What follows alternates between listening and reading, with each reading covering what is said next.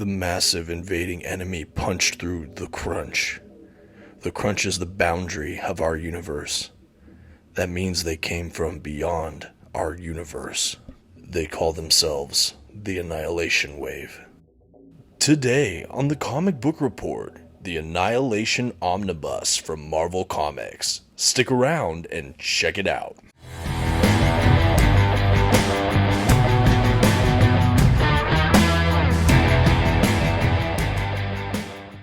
Greetings from the galaxy, everyone. My name is Dominic, and today you're tuning in to the Comic Book Report, where we review comic books and graphic novels so you can get an idea of what to read. And today I'm bringing you one of the most fascinating event omnibuses I've ever had the pleasure of reading. Of course, I'm talking about the Annihilation Omnibus from Marvel Comics, the beginning of the modern cosmic Marvel saga.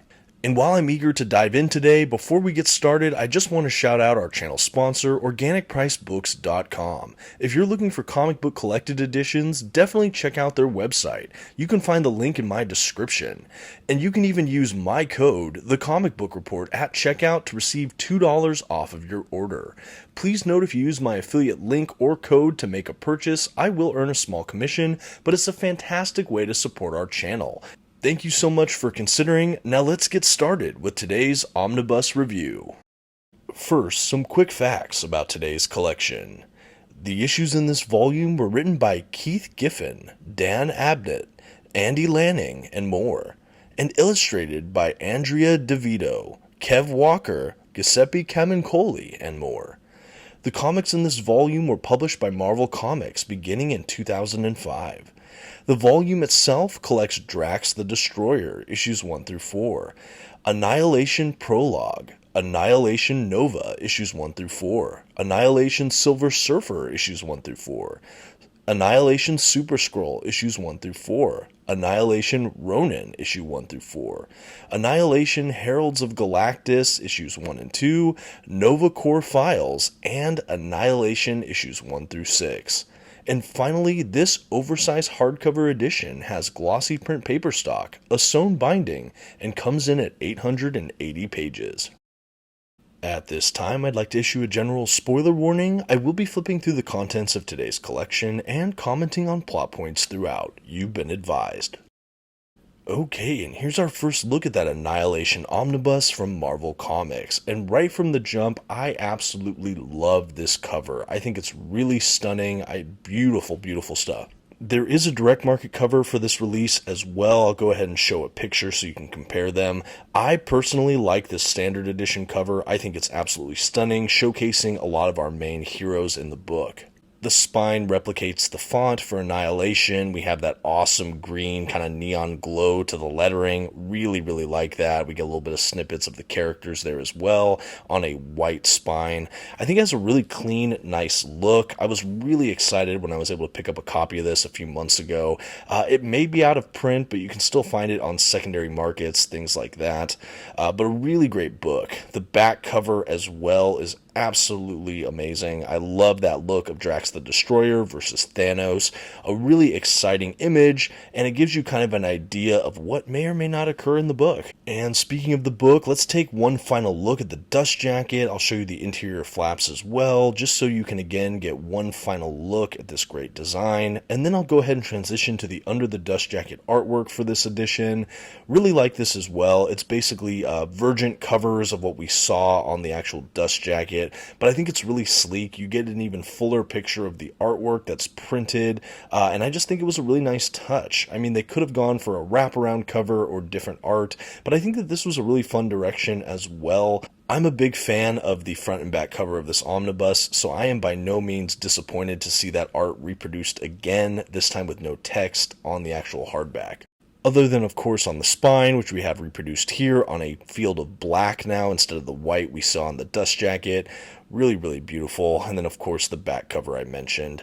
I do want to give you just kind of one final look at the hardback book itself. You can see the art printed on it. Again, I'm a really big fan of this art. I'm curious what you all think in the comments, but I think that this was a really well-designed omnibus. Okay, and now before we dive in, I do want to just show a quick look at that sewn binding. I had no problems with the binding on this edition, you guys. Honestly, I really think it was well done. I do see a little bit of an eye, just really well made, well put together. I had no complaints with this book. Really enjoyed my reading experience of it. It was unlike a lot of what I've read from Marvel. Okay, and as we make our way into the collection proper, you can see the front matter of the book. We have a nice two-page spread that kind of has an index of the titles collected and some of the creators. This is basically our table of contents. This omnibus isn't numbered or anything like that, but we still have that nice breakdown of all the miniseries and things included, and I think that that's still really good. I liked the two-page spread. And after that, we really just dive right into the book, and these issues start with Drax the Destroyer issue 1. And so I'd like to kind of talk a little bit about how this book is mapped and kind of the whole framing of the Annihilation event. So Annihilation itself is only a 6-issue event series, but it comes as the culmination of all of these little mini-series that Marvel put out. I mentioned it earlier, but mini-series like Drax the Destroyer, Nova, Silver Surfer, the Super-Skrull, Ronan, and there was an actual Annihilation prologue issue that further helps kind of set up the events. And Annihilation only occurs after all of these different mini-series and the prologue. So while I think there are people that might be reading just the event, I would highly recommend you start with this kind of mapping. Try to get this omnibus if you can, if you're interested in Annihilation, because it really does set up the event. I will say that first miniseries with Drax, it feels a little bit disconnected, but it does help establish a couple secondary characters, and it also shows us how Drax transitions into the form we come to know in the rest of this volume, a form that's much more familiar to what we see in like the Guardians of the Galaxy movies, for example. We see him kind of crash land to Earth, he befriends a young girl, and he has to fight these kind of villainous aliens, sort of save the day. And they ultimately end up back in space. This girl's kind of in tow with him as kind of a companion. And that leads us directly into the Annihilation prologue event. Now, this issue really helps set the stage for Annihilation. And basically, it begins with the Annihilation Wave kind of beginning and the destruction of the Nova Corps. So for those that don't know what the Nova Corps is, my understanding from the limited I've read of Nova and that kind of stuff, Nova Corps seems to be very similar to something like Green Lantern Corps, where they're kind of intergalactic kind of peacekeepers, things like that, kind of law enforcement in many ways. At any rate, we have Richard Rider from Earth, who is a Nova. At any rate, the Annihilation Wave comes through and basically completely destroys the entire Nova Corps, with only Richard Rider surviving. So he is the last of the Nova Corps. He's absolutely just mentally, checked out and beaten after this whole event. The Annihilation Wave is basically this gigantic kind of, how do I put this? It's this giant space armada, and it's almost like a swarm with a kind of hive mind, or at least a similar direction, from Annihilus, who comes from the negative zone. And he's coming to our universe, and he's making his way through the universe, kind of just devouring, taking over, and kind of claiming dominion. And this is going through like the far reaches of space, and most of the setup for Annihilation across these miniseries is kind of the advancement of this Annihilation Wave through the universe, how it affects these different alien races, factions, things like that. And it all culminates in the actual Annihilation event, where the forces of good try to take down Annihilus and his Annihilation Wave once and for all if they can. This is a really cool setup. I think that the idea is that this is an extremely high-stakes event series that has nothing to do with any of the primary Marvel heroes. And because of that, I think that there was so much discretion that these creators had to give us a really good epic tale that didn't really affect anything on Earth, but the size and scope of what we tackle here is just breathtaking. So after the prologue where the Nova Corps is kind of destroyed, we have Nova finding his way with Drax the Destroyer and this young girl. He basically gets Drax to help train him to destroy, because he wants to destroy the Annihilation Wave and Annihilus. And we have Drax on, like, kind of helping him out. We know that one of Drax's main motivators is to destroy Thanos.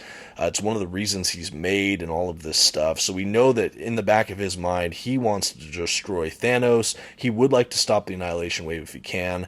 At any rate, they kind of become allies. We have Nova imbued with the kind of Nova Force power. He has kind of all the powers of like Nova. He becomes this like super Nova Centurion, but he's basically battling with this like immense power that has its own kind of sentience in his own head.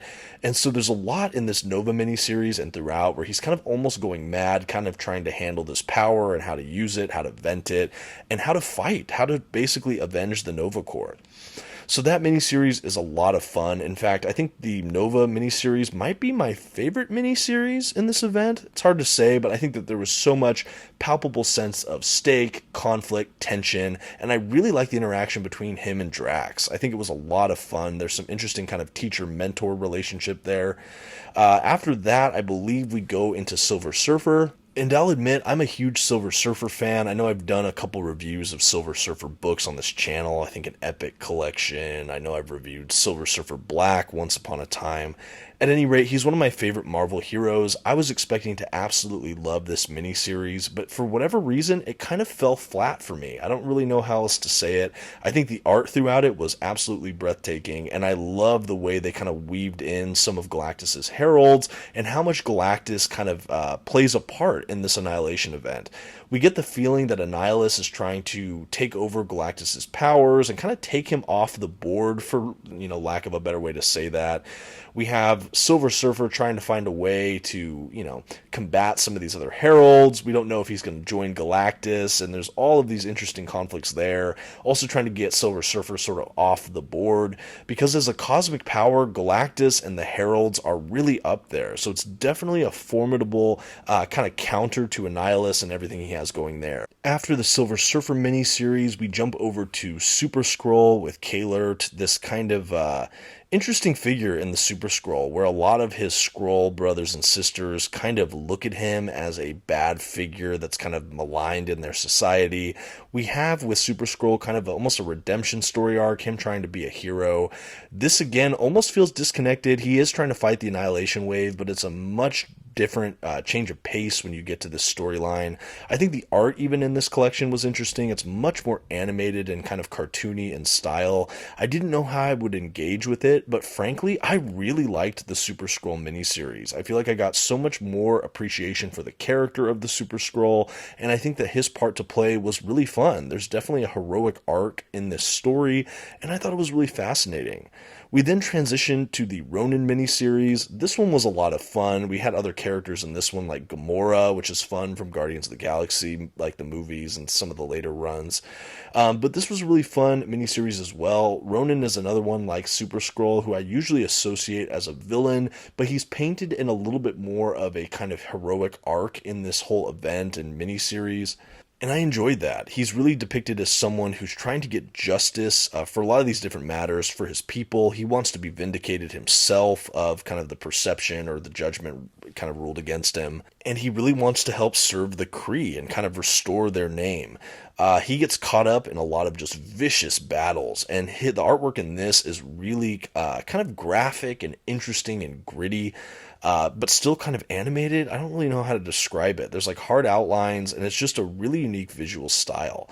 I really like this miniseries as well. It definitely kept me on my toes. It was something really, really interesting. I think having another hero that was maybe not as likable, almost comes across more as an anti-hero. It was definitely a fun read. And I think that this brings up another point I have about the structuring of this book and this event as just in general. I like that it's a culmination of all of these different miniseries leading into the event. You get a real sense of progression and cohesion, and you feel like you're building up just a really, really big scope for when the event ultimately leads into, which I like. I really like how they set it up. I think the miniseries give you enough of kind of miscellaneous side adventures that all serve a common vision and flow into one massive event. But there's enough kind of variety and difference in that I almost felt like even if you didn't like a few issues, you just had to wait, and when you kicked into that next miniseries, it might be more for you. And you get this great effect as you jump from creators and characters, and you just get a real scope for this cosmic Marvel universe, and I really enjoyed that. I love that we get a fuller breadth of what's going on in the universe in Marvel rather than just in New York City, for example. I also think it was fun to focus on some much lesser known characters, especially at the time this was written. Even though some of these characters are known better now, they're still really obscure compared to some of our A-list heroes, and certainly then in the comics. These are much more kind of second or third tier characters that are elevated into their own miniseries and own epic event, and I think it just really works.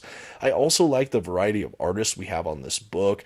I really did like the art, like in the Nova miniseries, for example. I like the art with the Silver Surfer and the Annihilation event itself. Some of the other art styles weren't as much for me, but I still really appreciated them. I like having the variety here. I feel like it lent so much more to this book. And how do I say this? It just made my experience with Annihilation so much fuller to have all of these different artists, creators, characters, miniseries. I just think it was really brilliantly done. And I think that if I was a fan of Marvel at the time that this was being released, I would certainly have been captivated. And I'm finding it all these years later, 18 years later, 20 years later almost.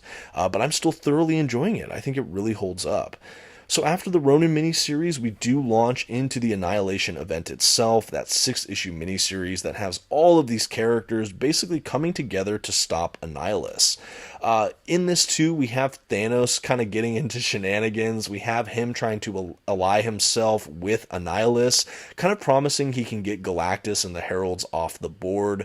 And this kind of deal is struck, but we know Thanos is out for his own ends, his own motives, and that kind of team up is super insidious and interesting. How the heroes kind of all mesh together as well is super fascinating. We have Nova and Peter Quill of Guardians of the Galaxy kind of teaming up as some of the generals or leads for the fight of right across the galaxy and all their skirmishes against Annihilus and his Annihilation Wave. I really enjoyed this as well because I feel like the forces of good and evil are so well defined by the time we get to the actual Annihilation event. Even some of our anti-heroes or villains that were cast in heroic roles for the miniseries, by the time we get to the main series, they are full-on heroes trying to save the day, and I like that. I like that they were scrappy and gritty and interesting. I like that the odds feel very much against our band of heroes for much of this miniseries, for much of this event. It makes the sense of stakes really, really intensified. It's a battle that you almost don't feel like they can win. You really feel like they're up the creek. You feel like everything's against them. And I felt like I was just page after page turning to see how they would, well, frankly, turn the tide, find a victory, make their way to save the universe. And that's really the stakes and the sense of scale and grandeur we get from this Annihilation Omnibus. I think doing those miniseries first too was such an incredible way to tell more intimate stories with some of these main leads, so that by the time you get to Annihilation, not that it didn't have great character defining moments, but it was almost like you were embedded and attached to these characters from the miniseries, so the event itself could almost focus more on the narrative and the action than even these deep character moments. And you kind of have a sense that it works because you're already having some of the character developed pre-handled in all those miniseries. I think it was a stroke of brilliance, and it doesn't take away from the main event itself. In fact, I really think it just enriches the experience, because by the time we get to the event, again, it's just all out action until the very end. We have an epic final confrontation between Drax and Thanos when Drax's daughter Moondragon's there with Thanos, and that's a really epic moment that I'll try not to speak to too much. I'll show it momentarily, but I'm hoping you have a chance to read that for yourself. It's such an epic scene that I really enjoyed.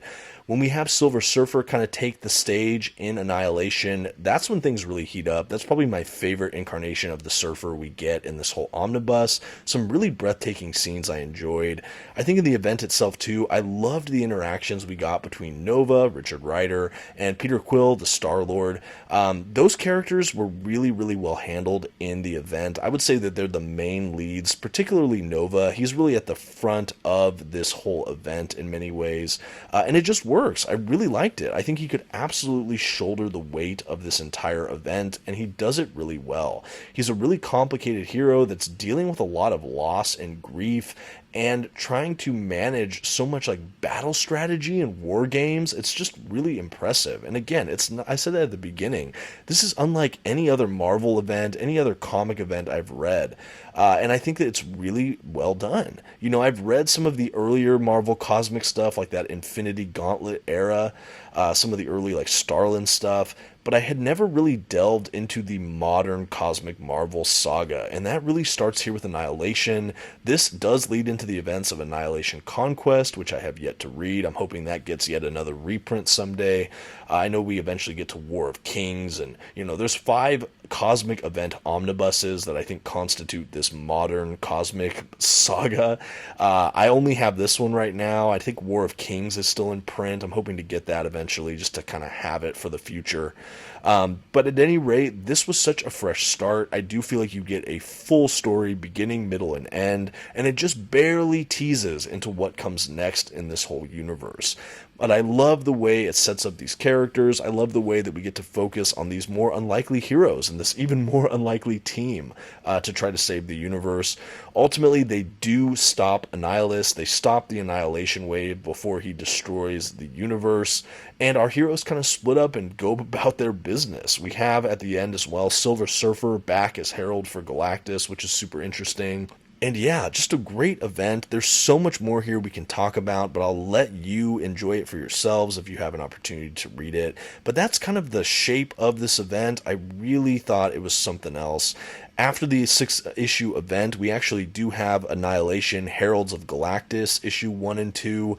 This almost feels like an afterthought. It almost feels like a bonus feature. This is what happens to, well, frankly, all the Heralds of Galactus after the Annihilation event. So we have like Terrax and, of course, the Silver Surfer, the Fire one, and a couple others. These are interesting. Again, they feel like kind of postscripts or epilogues that you don't really need, you know, to enjoy this Annihilation event, like some of the mini-series and the prologue. But they're still fun. I'm glad that they're here. It adds even more context to this world, what happens next, especially with Galactus and the Heralds. And I did like that. I think that that was a good touch at the end. And then the book itself closes with that Nova Corps files. These are, you've probably seen them throughout this video already.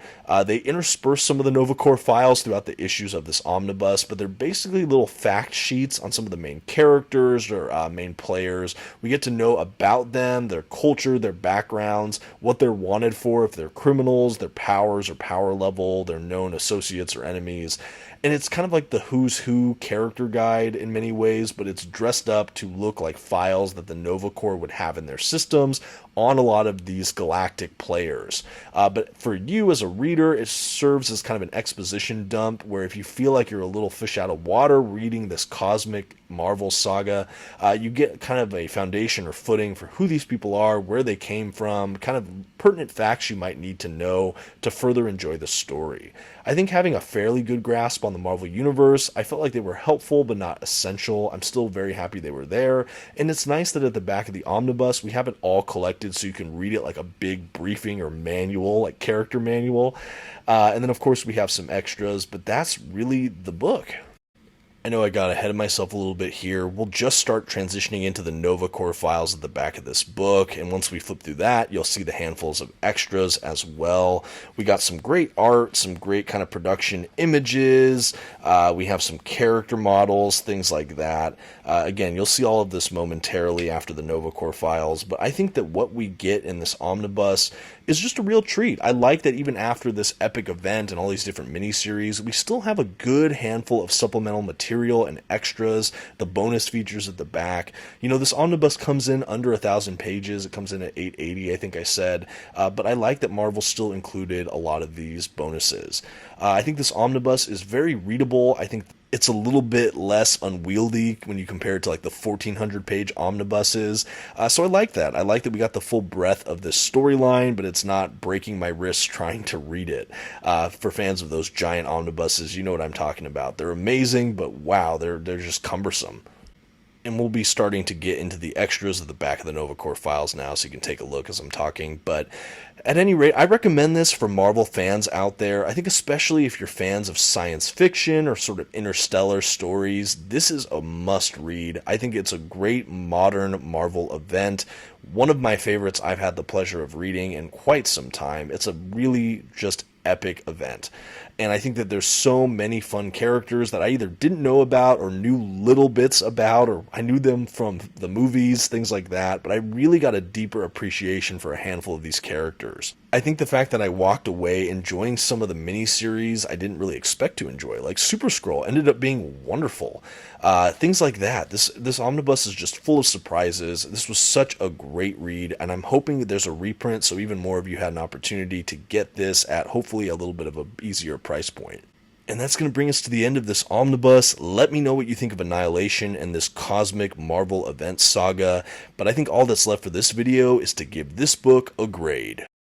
For an incredible start to what I'm sure is an epic modern cosmic saga, Annihilation has so many wonderful creators and artistic style. I think it has a little bit of something for everyone. And to that end, the Comic Book Report is happy to give the Annihilation Omnibus from Marvel Comics an A-. I absolutely love the way this was put together. I think starting with mini-series and culminating into a final event that showcases all of these lesser-known characters was a masterstroke by Marvel and all of the creators involved. I highly recommend this for science fiction fans and fans of the greater Marvel universe. I absolutely plan on revisiting this sometime in the future, and I look forward to reading the subsequent Marvel Cosmic events. If you can recommend them, let me know what you think in the comments below, or let me know what you think of this video, or if you plan to read Annihilation. Thank you so much for watching, and until next time, this has been the Comic Book Report. Please don't forget to give this video a like, maybe give this channel a subscribe, and until next time, have a good one.